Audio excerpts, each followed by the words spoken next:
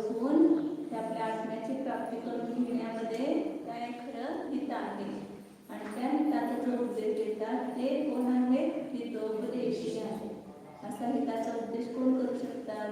म्हणजे आपलं हित करायचं असेल तर आपल्याला कुठल्या दवाखान्यात जायला पाहिजे? तुम्हाला पण माहिती आहे.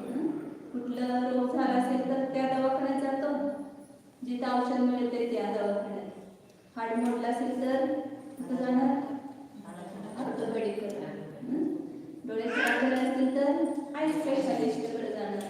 हे काही सांगावंच लागत नाही ना, की ज्याला जे औषध पाहिजे आहे ते औषध ज्या ठिकाणी मिळतं त्याच दवाखान्यात आपण जातो, दुसऱ्या दवाखान्यात जात नाही.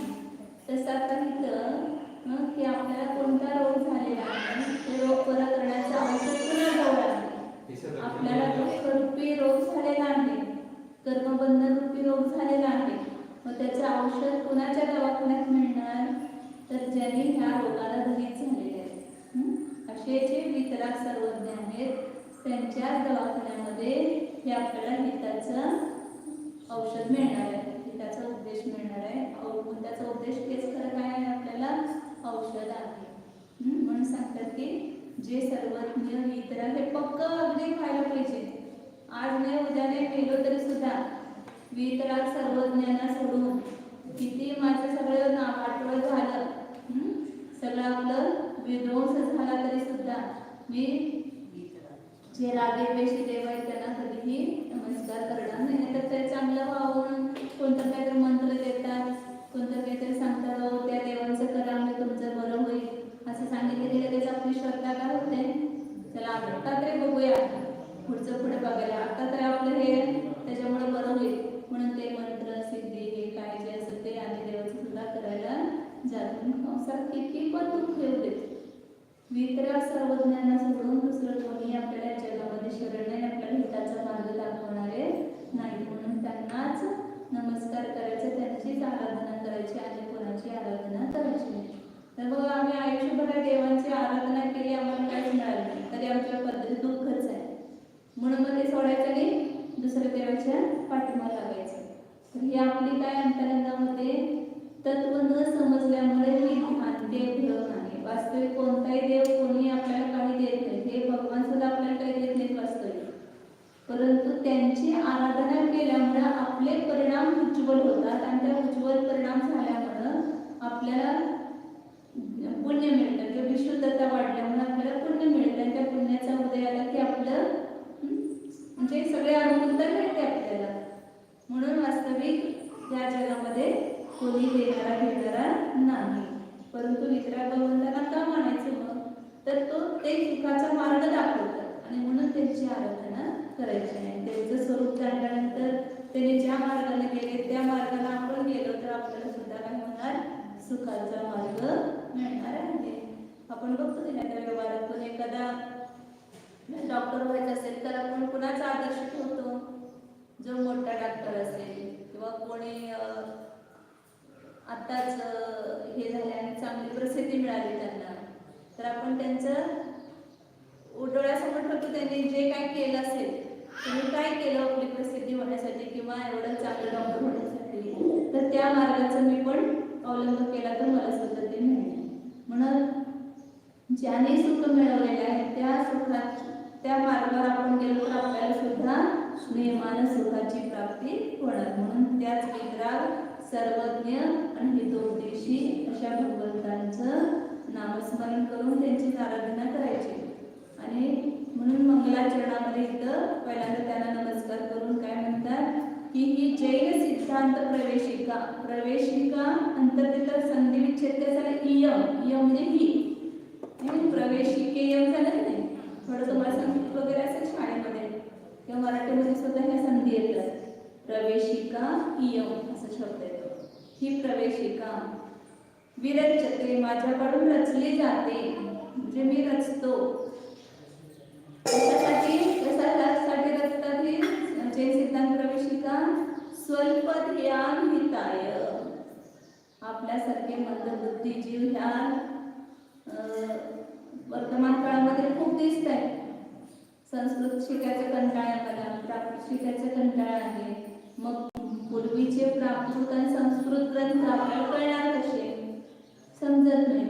मग आपल्यासारख्या मंदबुद्धी जीवांच्या हितासाठी पंडितजींनी म्हणजे अत्यंत करुणा करून या ग्रंथाची रचना केलेली आहे. आपण सर्व बुद्धी आहोत की तीव्र बुद्धिवाले आहोत? आज लोकांना वाटते की मुलं खूप हुशार झाले. हुशारी वाढलेली नाही, लक्षात ठेवा. हुशारी पूर्वीचे लोक न शिकता किती हुशार होते, आणि आता शिकलेल्या मुलांना काय विचारलं तर त्यांना येत नाही. आणि सगळं विद्या कशी झालेली सगळी या इलेक्ट्रॉनिकच्या आधी झालेली. कुठलंही गणित करायचं म्हटलं तर कॅल्क्युलेटर असल्याशिवाय गणित करत नाही. पूर्वी लोक तोंडी गणित करायचे, किती मोठे पाडे सगळे त्यांना पाठ असायचे, सगळे तोंडी गणित करायचे. तर ते पण कोणाला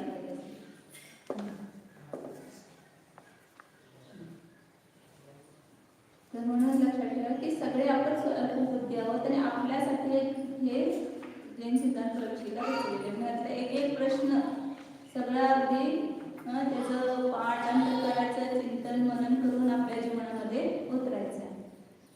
पुढे जाऊया आपण आता. पहिला अध्याय सर्वात पहिला प्रश्न केलेला आहे. काय आहे? हे विश्व काय आहे व कसे? सगळ्यांना जिज्ञासा असते ना, हे कसं काय असं सगळं निर्माण झालेलं आहे, कोणी निर्माण केलं, हे कशाला विश्व म्हणायचं, केवढा आहे विश्व, ही सगळी जिज्ञासा सगळ्या शिकणाऱ्यांना असतेच. मग त्यासाठी पहिलाच प्रश्न ठेवलेला आहे. तर सांगितलं की हे विश्व अनंत द्रव्यांचा, तसं बघायला गेलं तर 6 द्रव्यांचा समूह म्हणतात. 6 द्रव्य जातीच्या अपेक्षेनं किती द्रव्य आहेत? 6 द्रव्य. त्याचं वर्णन येणार आहे पुढे. परंतु संख्येच्या अपेक्षेनं बघायला गेलं तर किती द्रव्य आहेत? अनंत आहेत. म्हणजे जाती म्हणजे वेगवेगळ्या त्यांच्या स्वभावाच्या अपेक्षेनं, जीव, उद्गल, धर्म, अधर्म आणि काळ, नाव सगळे येणार आहे पुढे. तर ही 6 द्रव्य, परंतु एकच जीवद्रव्य किती आहेत? एकच नाही आहे. तर अनंत जीवद्रव्य. अनंत म्हणजे खूप मोठी संख्या आहे. तुम्ही शिकला ना गणित या धर्मातलं, तर तुम्हाला ते बाकीच्या लौकिकमध्ये रुची सुद्धा राहणार नाही. एवढे सुंदर गणित आहेत आपल्या शास्त्रामध्ये, खूप छान सोडवलेले आहेत, खूप छान सूत्र आहेत त्याच्यामध्ये. तुमचे जसे हे असतात की नाही, प्रणिती तुम्ही पाठ करताय तशी सूत्र आपल्या शास्त्रामध्ये गणिताची दिलेली आहेत. एका वेळेला बेरीज कशी करायची, समजा तुम्हाला 1000 संख्या दिल्या, त्यांची बेरीज तुम्हाला एका वेळेला करा म्हणतात, करू शकता का? आपल्याला सूत्र दिले. तुमच्या गणितामध्ये सुद्धा ते सूत्र आहे, परंतु ते शास्त्रातूनच घेतलेले, त्याच्यावरूनच बनवलेले ते सूत्र सगळे.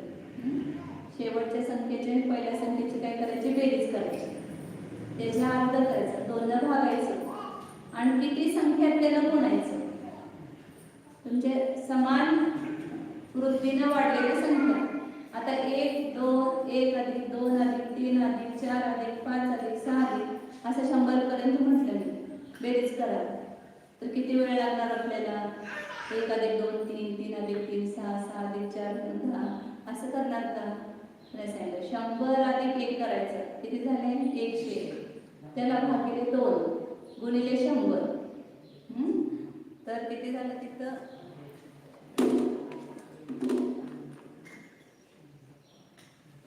101 भागिले 2 गुणिले 100. मग 2 आपण इथं भाग दिला 50 केला. 50 एके 50, 5 50 0 0 50 शून्यच येणार ना? नाही 5 आणि पुन्हा 5 50 एके 50, बरोबर आहे ना? 50 एके 50, 5 शून्य पाहिजे होतं नाही? 0 50 एके 50 0 हाचा 5 50 इथं 5 येणार. 50 एके 50 5050. 1 पासून ते 100 पर्यंतची बेरीज करून बघायला हे बरोबर येते की नाही. 5050 त्याची बेरीज येणार. मग अशी सूत्र कितीतरी आपल्या शास्त्रामध्ये सगळे, आणि ह्याच्यावरूनच म्हणजे 2000 वर्षापूर्वी लिहिलेलं आहे. आणि सांगितलं तर कितीतरी वर्ष म्हणजे वर्षापूर्वी म्हणा किंवा अनादी काळापासून हे चालत आलेलं आहे. मग असे हे सगळं आपल्या शास्त्रामध्ये हे आहे. काय सांगत होतं, कशासाठी सांगितलं? हा, म्हणजे हे सगळं जिज्ञासा लोकांना असते ना, तर त्या सगळ्या जिज्ञासेचं पूर्ती ज्यामध्ये केलेली आहे. तर काय सांगितलं की हा द्रव्य साहित्य सांगत असेल. जीव अनंत अनंत आहे. अनंत अनंत म्हणजे खूप मोठी संख्या आहे. संख्या शिकायला लागला ना त्याला लक्षात येईल मोठी संख्या आहे. नंतर सांगितलं कुदगल द्रव्य त्याच्यापेक्षा पण अनंत पण. पुरुष आले नाही का अजून?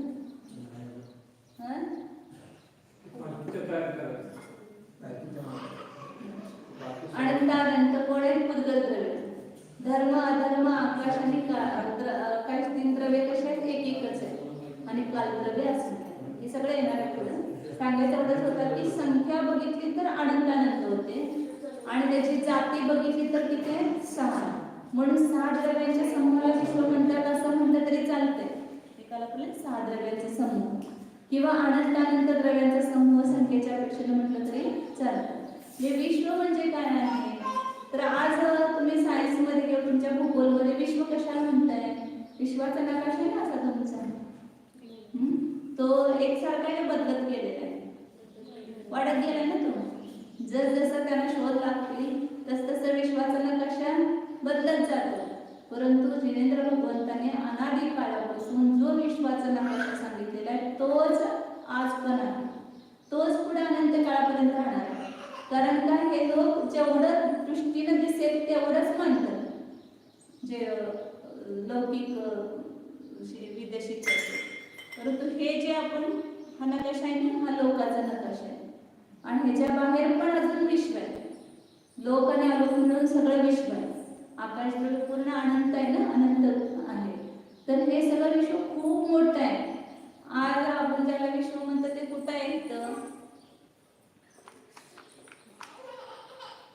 हा जो संपूर्ण लोकाचा नकाशा खूप मोठा आहे, म्हणजे 14 राज्यांचं वगैरे असं सगळं आहे. त्याच्या मधोमध इथं मध्य लोक आहे. आपण जिथं आहोत ते मध्य लोक कुठं आहे? बरोबर मधोमध आहे. सगळ्याच क्रीडा विषयांना काढल्यानंतर बरोबर मध्यभागी असं मध्य लोक येतात. तिथं असंख्य द्वीप आणि समुद्र आहेत, सगळे एकामेकाला वेढलेले. त्याच्यात सगळ्यात मध्यभागी जम्बूद्वीप आहे. म्हणतात ना जम्बूद्वीपी भरतक्षेत्री. तर त्यामध्ये जे जम्बूद्वीप आहे त्या जम्बूद्वीपातलं जे भरत क्षेत्र आहे त्या भरत क्षेत्रातला सुद्धा सगळा भाग ह्या लोकांना माहित नाही. आणि हे विश्व केवढं मोठं आहे. जम्बूद्वीप एवढं ते ह्याच्यामध्ये जो आहे तो 1,00,000 योजन असा 1,00,000 योजन त्याचा व्यास आहे, असं गोल आहे. आणि इथं हे भरत क्षेत्र इथं मध्यभागी आहे हे. आणि या भरत क्षेत्रामध्ये हे असे 6 खंड आहेत. तर ह्याच्यामध्ये इथं हे आता जे ज्ञात विश्व आहे ना ते फक्त इथं हे टिंब मी काढले एवढंच आहे. आजचं विश्व त्याच्यापेक्षा खूप मोठं आहे. हे संपूर्ण लोक जो आहे तो आज ह्या इंद्रिय ज्ञानवाल्यांना समजणार नाही. म्हणून सांगितलं की विश्व केवढं आहे? तर संपूर्ण 6 द्रव्यांच्या समूहाला किंवा अनंत अनंत द्रव्यांच्या समूहाला काय म्हणतात? विश्व म्हणतात. तर ते कसं आहे मग विश्व?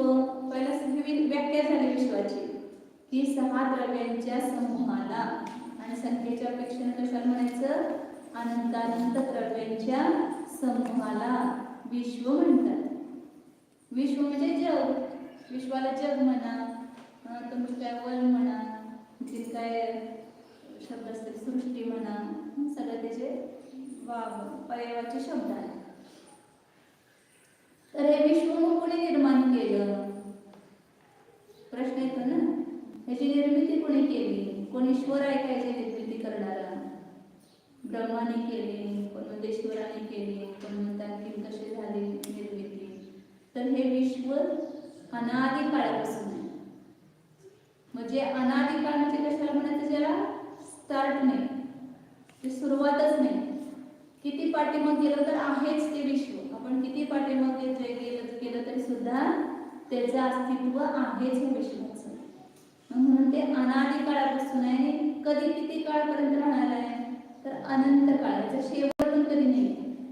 सुरुवात नाही, स्टार्ट नाही, एंड नाही, दोन्हीनं रहित असं हे विश्व अनादी काळापासून आहे, अनंत काळापर्यंत राहणार. हे पहिलं विशेषण झालं त्याचं. कसं आहे विश्व? अनादी आहे, अनंत आहे आणि स्वयंनिर्मित आहे. कुणी त्याला बनवलेलं नाही, स्वरचित आहे. ऑटोमॅटिक सगळे हे द्रव्य आहेतच त्या विश्वामध्ये. कोणत्याही द्रव्याला कुणी निर्माण केलेलं नाही. कसं आहे? स्वतः सिद्ध म्हटलं तरी चालेल त्याला. अकृत्रिम. अकृत्रिम म्हणजे कुणी कृत्रिम नाहीये. जसं आता आपण बंगला बनवला तर कृत्रिम झाला, परंतु लोकांना कोणी बनवलंय का? नाही, ते अकृत्रिम आहे. अनादी अनंत आहे, स्वतः सिद्ध आहे, अकृत्रिम आहे. इथं काय दिलं विशेषण? त्यांनी स्वयंभू म्हटलं. स्वयंभू म्हटलं तरी चालते. स्वयंभू म्हणजे स्वतः झालेलं, त्याला म्हणायचं स्वयंभू, कोणी बनवलेलं नाही. आणि मग ह्या विश्वाला निर्माण करणारा कोणीही ईश्वर नाही. ते म्हणतात ना, ब्रह्माने निर्माण केलं, विष्णू याचं रक्षण करतो आणि महेश याचा नाश करतो. असं ब्रह्मा विष्णू महेश कोणीही नाही. जो उत्पाट होतो ना, तो फक्त कुठल्या भागात होतो? ह्या भरत क्षेत्रातल्या, पण ह्या आर्यखंडामध्ये जे कालाचं परिवर्तन होत आहे, पण म्हणतो की 6 काळ आहेत, किंवा जे विध्वंस होतोय, नाश होतोय, पुन्हा निर्माण होतोय, ते कुठं आहे? फक्त एवढ्या भागात आहेत. विध्वंस होणारे नाळ उत्पन्न होणं. इथले जे मनुष्य जे आहे ते कर्मभूमी होते, भोगभूमी होते परत. तसंच इकडं ऐरावत क्षेत्र म्हणून आहे. इकडं भरत क्षेत्र आणि इकडं ऐरावत क्षेत्र. त्या 5 भरत आणि 5 ऐरावत क्षेत्रामध्ये फक्त हे कालानुसार काय होत जाते? त्याला हानी होत जाते आणि वृद्धी होत जाते, वाढ होत जाते. परंतु बाकीच्या कुठेही विश्वामध्ये हानी वृद्धी नाही, किंवा जसं आहे तसंच अवस्थित आहे. म्हणून काय सांगायचं तर की विश्वाला निर्माण करणारा कोणीही नाही, त्याचं रक्षण करणारा कोणी नाही आणि त्याचा नाश करणाराही कोणी नाही. विश्व काय सांगितलं? पहिलं विशेषण अनादी आहे, सुरुवात पण नाही शेवट पण नाही. स्वतः सिद्ध आहे म्हणा की स्वयंभू आहे आणि अकृत्रिम आहे, म्हणजे त्याची रचना कोणी केलेली नाही. याला निर्माण करणारा कोणी ब्रह्मा नाही, त्याचं रक्षण करणारा कोणी विष्णू नाही आणि याचा नाश करणारा कोणी महेश नाही. हेच ब्रह्मा विष्णू महेश म्हणजे जैन धर्मामध्ये मांडलेले उत्पादवे द्रव्य. ब्रह्मा म्हणजे कोण आहे? उत्पाद. प्रत्येक वस्तूचं उत्पाद म्हणजे ती उत्पत्ती आपोआप होते. ते ध्रुव म्हणजे टिकून पण ते आपोआप राहते, स्वतःच्या स्वभावानेच राहते. आणि त्याचा वेग म्हणजे नाश. पदार्थाचा पूर्णतः नाश होत नाही, परंतु त्या पदार्थाची अवस्था जी असते ती बदलत असते. आता तुम्ही लहान होता, मोठे झाला, पुन्हा प्रौढ होणार, पुन्हा म्हातारे होणार की नाही. मग ही अवस्था आपली बदलत चालली, म्हणजे हा वेग होत चाललेला आहे आणि नवीन नवीन उत्पाद होत चाललेला आहे. आणि हे होत असताना सुद्धा आपण टिकून आहोत की नाही? लहानपणापासून लहानपण गेलं, परंतु आपण आहे की नाही? पुन्हा तुम्हाला तरुणपण आलं तर त्यावेळेस सुद्धा तुम्ही आहेच. तरुणपण जाऊन प्रौढ अवस्था आल्यानंतर तुम्ही असणारच आहे. प्रौढ झाल्यावर म्हातारा झाल्यानंतर असणार ते राहणारच आहे म्हातारपणी. आणि म्हणून दुसऱ्या गतीत गेल्यावर तिथे सुद्धा आपण राहणारच आहे. मग हे आपले म्हणतात ध्रुवता. काय म्हणतात त्याला? ध्रुवता. त्यांनी जे मांडलेलं आहे हे ब्रह्मा विष्णू महेश म्हणजे जे धर्मातलं काय आहे? उत्पाद वेणी द्रव्य. त्यालाच काहीतरी नाव देऊन त्यांनी ते असं कल्पना केलेली आहे त्याची, ब्रह्मा विष्णू महेशाची. तर असं कोणी ब्रह्मा विष्णू महेश नाही. मग हे पदार्थ कसे आहेत सांगितलं की सगळे पदार्थ 6 द्रव्यामध्ये अंतर्भूत होतात. पदार्थांना सद वस्तू द्रव्य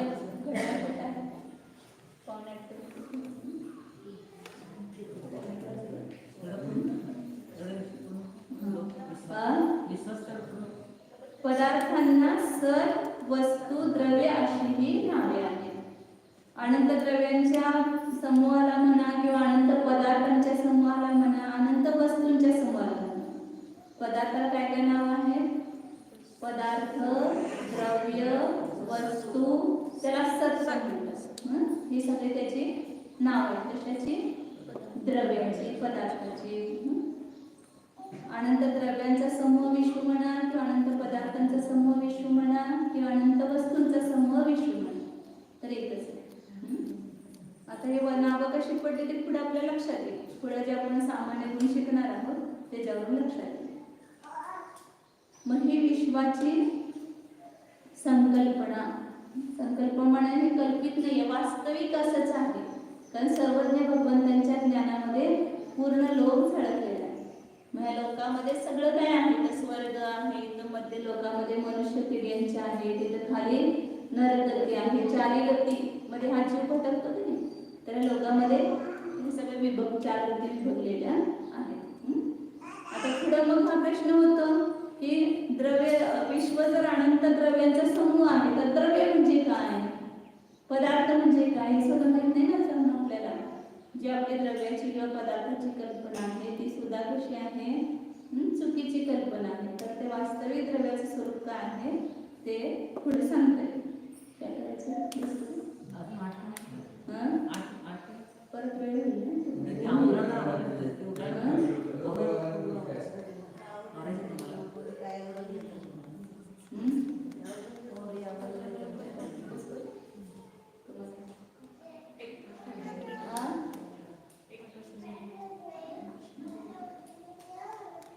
द्रव्य कशाच म्हणतात? पुढे दुसरा प्रश्न आहे.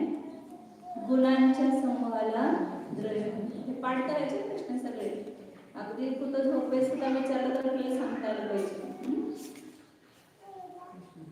द्रव्य कशाच म्हणतात? गुणांच्या समूहाला द्रव्य म्हणतात. म्हणजे द्रव्य जी आहे, वस्तू जी आहे ती कशी आहे? गुणानं बनलेली. आता तुम्हाला कुठली वस्तू विचारली समजा एक लौकिक उदाहरणामध्ये, आंबा म्हणजे काय आहे काय सांगणार तुम्ही? साखर म्हणजे काय आहे काय सांगणार? साखर पांढरी असते, गोड असते असं सांगणार ना, चौकोनी असते. मग त्याचे काय झाले? गुण झाले ना. आंबा कसा आहे? तर गोड आहे, पिवळा आहे, सुगंधी आहे, त्याचा असा लांब गोल असा कलर आकार असतो.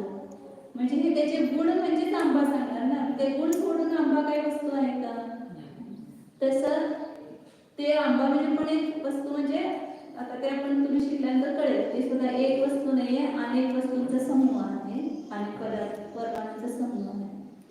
तर इतर कोणतं एक जीवद्रव्य म्हणजे काय असं विचारलं तर त्याचे जे गुण आहेत, गुण म्हणजे विशेषता, त्याचे ज्ञान आहे, दर्शन आहे, सुख आहे, वीर्य आहे, सर्वज्ञत्व, सर्वदर्शित्व, असे अनंत गुण प्रत्येक द्रव्यामध्ये असतात.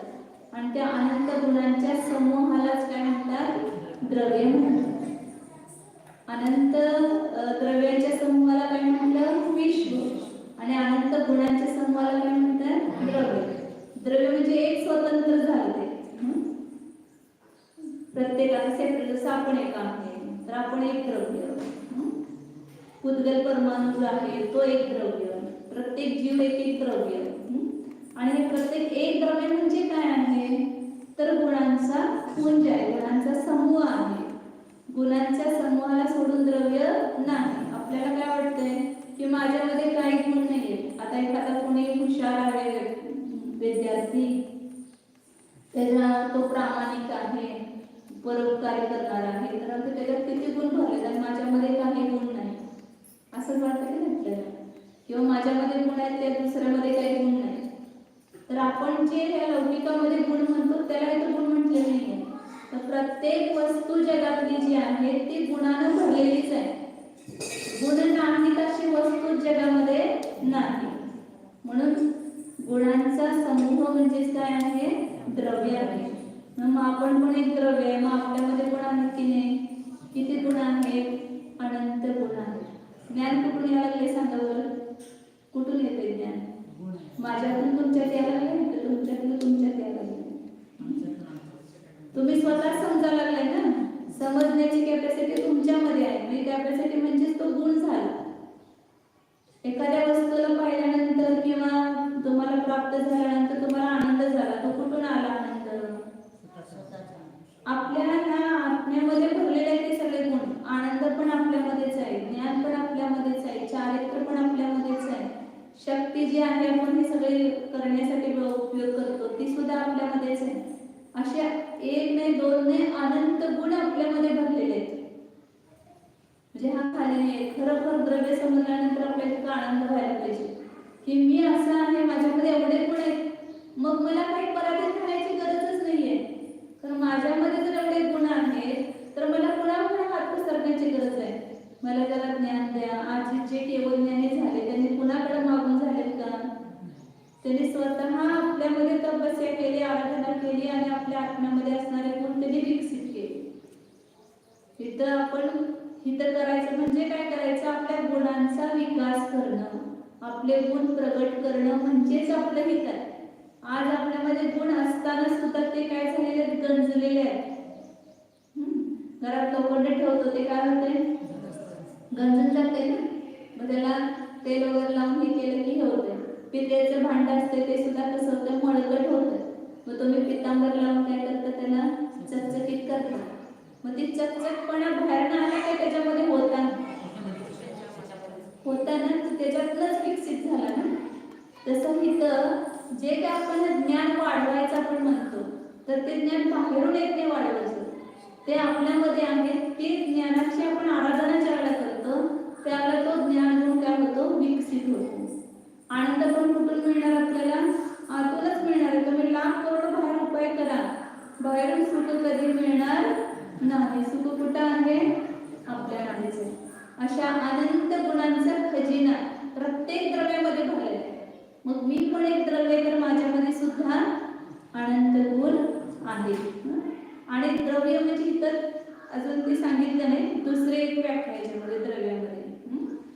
पहिला काय सांगितलं? गुणांच्या समूहाला द्रव्य म्हणतात. जसं उदाहरण दिलं त्यांनी सुवर्ण द्रव्य. सोनं म्हणजे काय आहे? जे पिवळं असतं, ज्याच्यामध्ये स्निग्धता असते, चिकटपणा असते, जड असते, वजनाला भारी असते. ते ज्यावरनं खोटं आहे की खरं आहे ते वजनावरून जर लोक ओळखतात. जड असेल तर ते खरं आहे.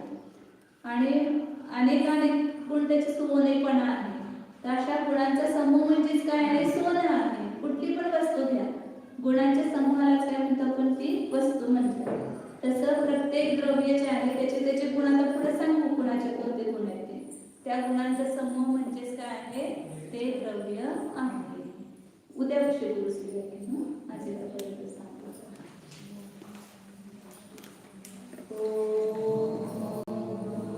बोलायचं नाही, सगळ्यांनी ऐकायचं फक्त शांत आणि विचार करायचा. कसं जाणायचं आतमध्ये? जाणं. हा मी जीव आहे, शुद्ध जीव आहे. हा मी अनंत गुणांचा समूह आहे. पहा स्वतःमध्ये कुठं आहे स्व? या शरीरामध्येच, या देहरूपी देवालयामध्येच हा आपला भगवान स्वरूप. मी जे आत्मा म्हणजे जीव विद्यमान आहे. तिथे आत पहा, जेथे जीव आहे तिथे पहा, त्या जीवामध्ये अनंत गुण भरलेले आहेत.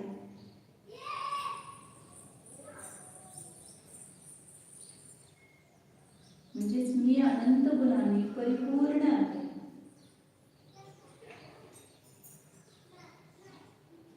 गुण म्हणजे विशेषता. माझ्यामध्ये अनंत विशेषता आहे. ज्ञान, सुख, वीर्य, सम्यक्त्व, चारित्र्य, दर्शन, सर्वज्ञत्व, सर्वदर्शित्व इत्यादी अनंत गुणांनी हा मी परिपूर्ण आहे. माझ्यामध्ये काहीच कमी नाही. अनुभव करा असा.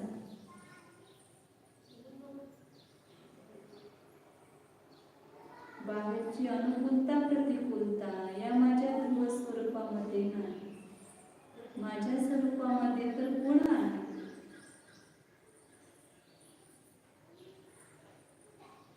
अनंत गुणाकर